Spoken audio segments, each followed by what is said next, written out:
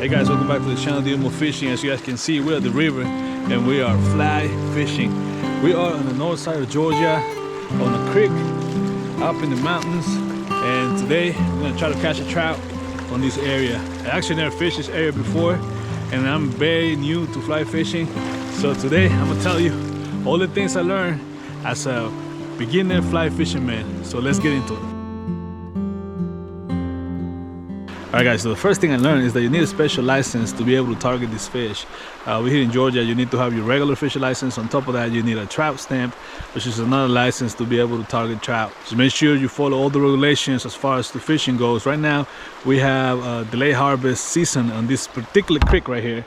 So you can actually fish for this fish, but you can't keep them. And you gotta have artificials and single hook lures. So that's why fly fishing is so convenient, because all the flies pretty much have one hook on them, so you can actually use them and catch a lot of fish. But you got to make sure you release them nice and healthy back into the river. Ooh, we got a bite already. No way. I think we got a bite, guys.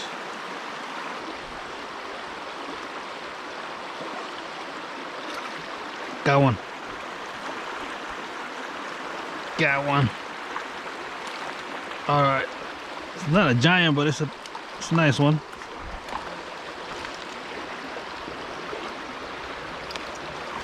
Jesus. Oh, I think I snagged it or something. Ugh. Not sure if I snagged it or not. Probably did snag it. Ugh.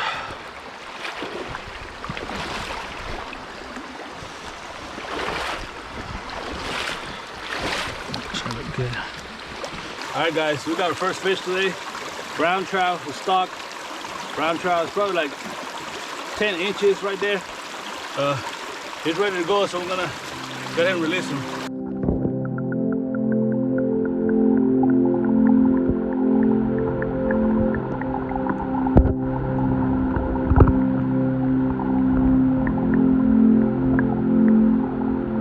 All right guys, that was the first fish.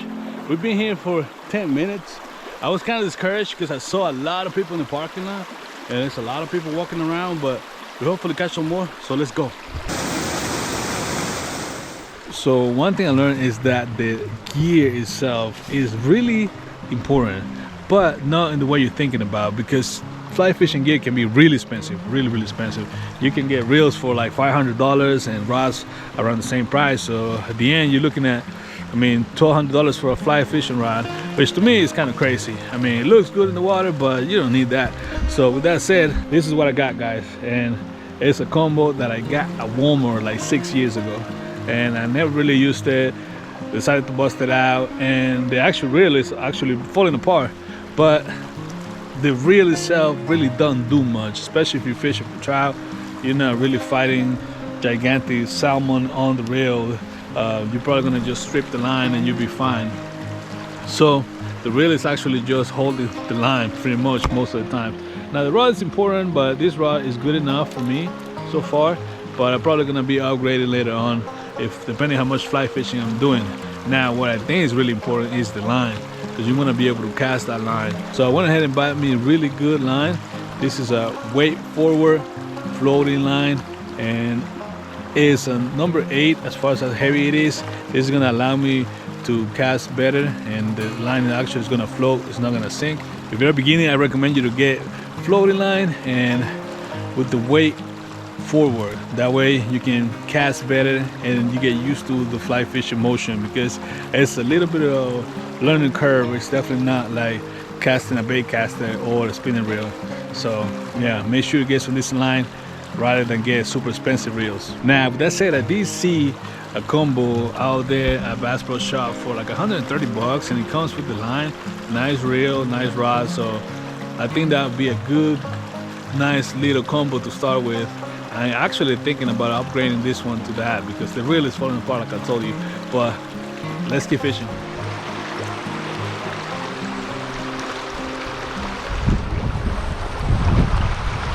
Got one. That's a nice one.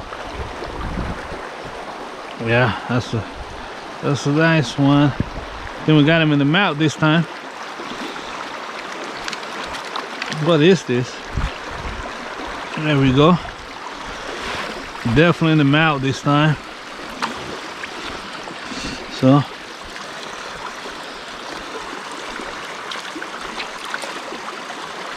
look at that, he went from that nymph. So I figured out we need to drag the nymph. Oh, come on, buddy. Yeah, let me get you on hook. Or not. I'll try to get him on hook as fast. Oh no, I don't want to mess that up. If you stay still, you're being serious, man. Got him right on the jaw. Oh man. There's no barb on that thing, I don't think. There we go. Alright, the fly is out. I'll show you the fish, guys.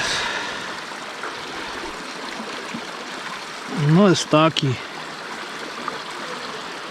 Look at it. Nothing giant, but it was on a fly and on the mouth. So that's cool. So you gotta make sure you wet your hands before you get this fish. Before you touch the fish, because you can hurt him. Right now we're on late harvest regulations, so you can't keep any fish. But look at that. Ah, Jesus Christ. Sorry, buddy. Let's do it again. So right now we're on late harvest regulations, so you can't keep any fish. So you want to make sure that they go back to the water healthy. But look at that fish right there. Yeah, he wants to go. I'm gonna release him. Go ahead and release him. It's just a stock fish, but still a beautiful fish. Go ahead and release him now. Let him go back where he came from.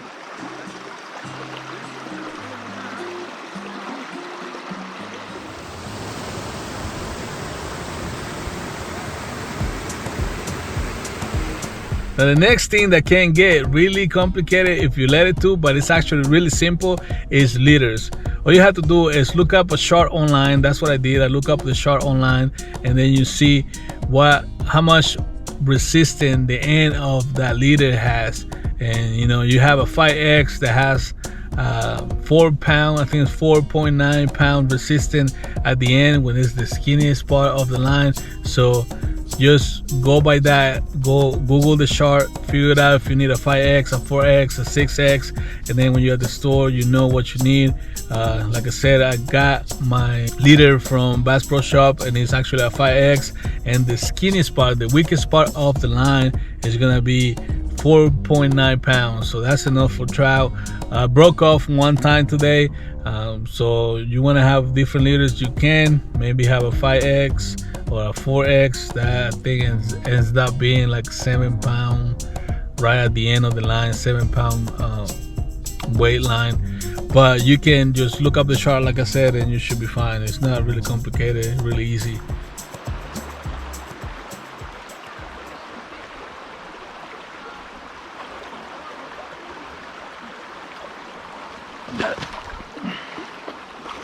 Got one, guys. Yeah, came for it.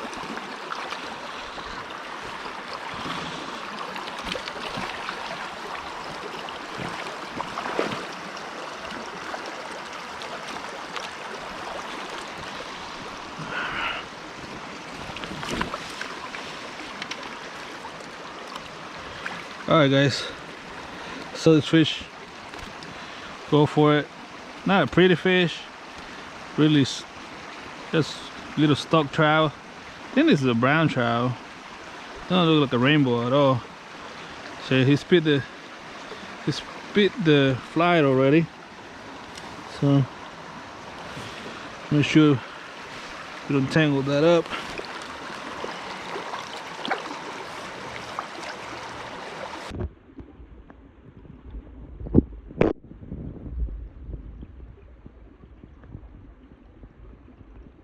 Let's talk about all the other gear that you're gonna need, guys. I realized that having a really good net is crucial to be able to land these fish, because they are hard to hold, guys. They're very hard to hold, especially if you're gonna let them go.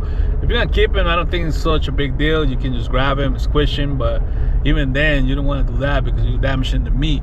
With that said, having a really good net allows you to net those fish and lower the probabilities that you're gonna lose the fish, and be able to handle the fish better. If you're gonna release him, that's gonna allow you to actually handle the fish, keep it nice and healthy, so it swims away happy and healthy, guys. So yeah, get yourself a really good net. That's definitely a must.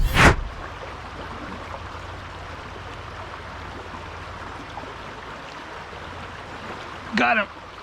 Oh yeah, we got the hang of it. There we go. Okay, I think it's fish number 5. They're all pretty much the exact same size, and they all biting the bottom nymph. So I'm gonna, pretty sure these are stock fish. Oh, come on, buddy, just relax.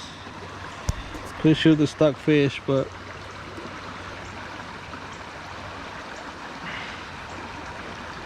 come on, this doesn't have a barb on it. How you so hooked? Come on. There we go. So this one has better colors, I would say. And there he goes.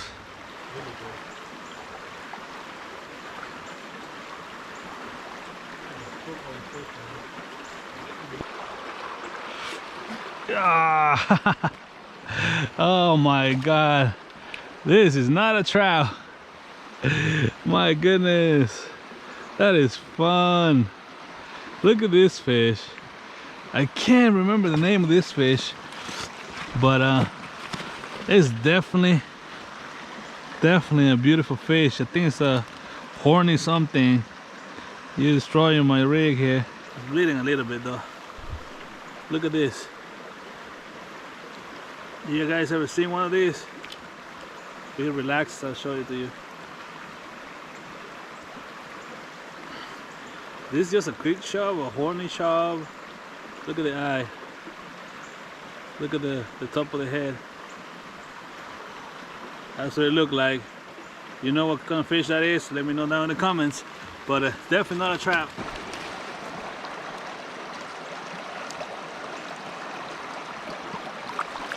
Alright guys, so we had a big fish and it broke off a nymph.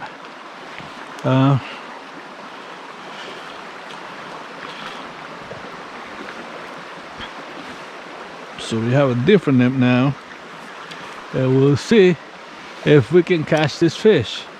But whatever fish we catch is probably gonna be the last fish, guys. That was a big fish, yeah, but most likely we're not gonna be picky. So I really don't want to get broke off again.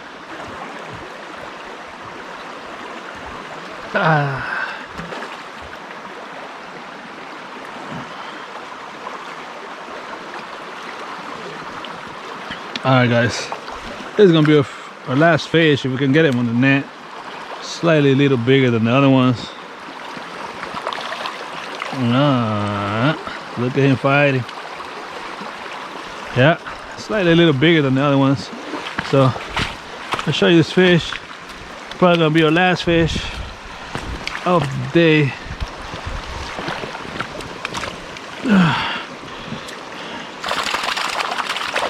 Right, yeah. Alright, so he spit it out already. See? Barb the hooks already spit it out, so alright, there we go.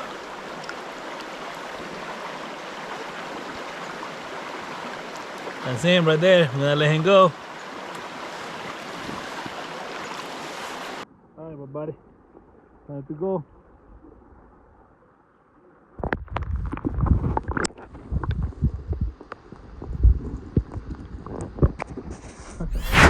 Okay guys, as you guys saw, we caught some fish. We didn't catch the big one we wanted to, but we're gonna come back. We're probably gonna come back and do that. We're gonna keep trying, guys. Every time you come out, you learn something, and I feel confident the next time we're gonna have bigger fish on our net. But with that said, guys, I want to say fly fishing can be very, very intimidating, guys, especially if you've never done it. If you're still a beginner, fly fishing can be intimidating, but all you have to do is research, be prepared, get the stuff that I told you to get. You need a good net, good line, and go out there and try to catch a fish, guys. You cannot get better sitting on the couch, or you cannot get better avoiding it. If you want to learn how to fly fish, you need to be in the water, you need to be researching, you need to be asking questions and watching videos like this. Make sure you go out there and be focused.